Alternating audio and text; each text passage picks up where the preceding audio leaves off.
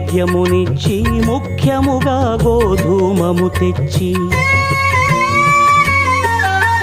పాలు పండ్లు నైవేద్యమునిచ్చి ముఖ్యముగా గోధూమము తెచ్చి పాలతో కలిపి నేతితో మెదిపి ప్రసాదముగా నైవేద్యమీయవలె.